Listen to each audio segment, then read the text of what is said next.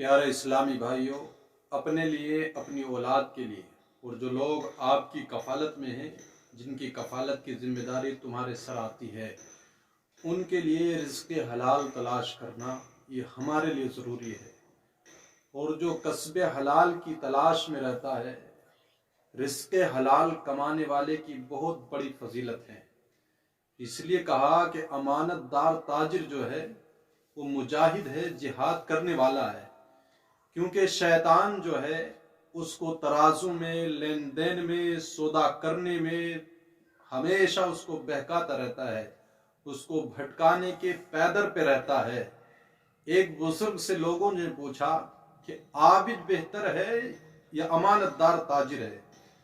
تو ان بزرگ نے ارشاد فرمایا، امانت دار تاجر بہتر ہے عابد عبادت گزار سے، کیونکہ شیطان جو ہے اس امانت دار تاجر کو ترازو اور لین دین میں ہمیشہ اس کو بہکانے کے پیدر پہ رہتا ہے، اس لیے وہ شیطان کے برخلاف جاتا ہے۔ جو شیطان اس کے دل میں وسوسے پیدا کرتا ہے یہ اس کے برخلاف ہے۔ اس لیے رسول کائنات صلی اللہ تعالی علیہ وسلم نے ارشاد فرمایا، تجارت کرو، اس لیے کہ روزی کے رزق کے 10 حصے ہیں، 9 حصے فقط تجارت کے اندر رکھے گئے، لیکن خوشخبری ان تاجروں کے لیے ہے جو امانت داری کے ساتھ تجارت کرتے ہیں، کسی طرح کا دھوکہ نہیں کرتے، دھوکے بازی سے ان کا سودا پاک و صاف ہوتا ہے۔ اگر تجارت اس طریقے سے تاجر کرتا ہے امانت داری کے ساتھ، تو پھر اس کا حشر بھی بڑا نرالا اور انوکھا ہوگا۔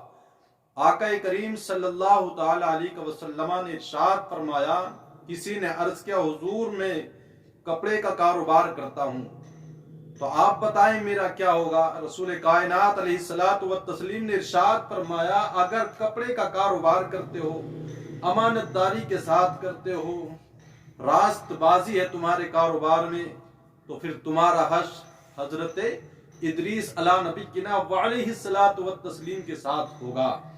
ایک دوسرا شخص آیا، اس نے عرض کیا، حضور میں معمار ہوں، عمارتیں بناتا ہوں، میں چنائی کا کام کرتا ہوں۔ تو حضور علیہ الصلوۃ والتسلیم نے ارشاد فرمایا، اگر تیرے اس کام میں، تیرے اس کاروبار میں، تیرے اس کسب میں اگر راست بازی ہے، امانت داری ہے، تو پھر تمہارا حشر حضرت ابراہیم علیہ الصلوۃ والتسلیم کے ساتھ ہوگا۔ تیسرے نے آ کر کے عرض کیا، حضور میں تجارت کرتا ہوں، آپ مجھے ارشاد فرمائیں کہ میرا کیا ہونے والا ہے؟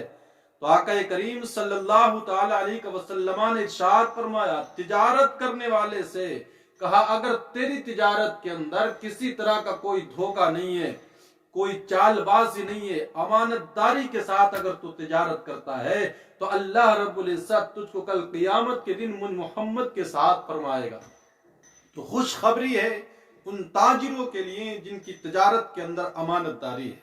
اس لیے کہ شیطان ہمیشہ ناپ تول میں، سودے بازی میں بہکانے کی کوشش کرتا ہے، لیکن یہ امانت دار ہے اگر تاجر، تو پھر اس کا حشر رسول کائنات صلی اللہ تعالی علیہ وسلم کے ساتھ ہونے والا ہے۔ اس لیے دکاندار اپنے گراہک کے ساتھ، تاجر اپنے مال تجارت میں، سودے بازی میں راست بازی، امانت داری سے کام لے، دھوکے دھڑی کا کوئی کام نہ کرے۔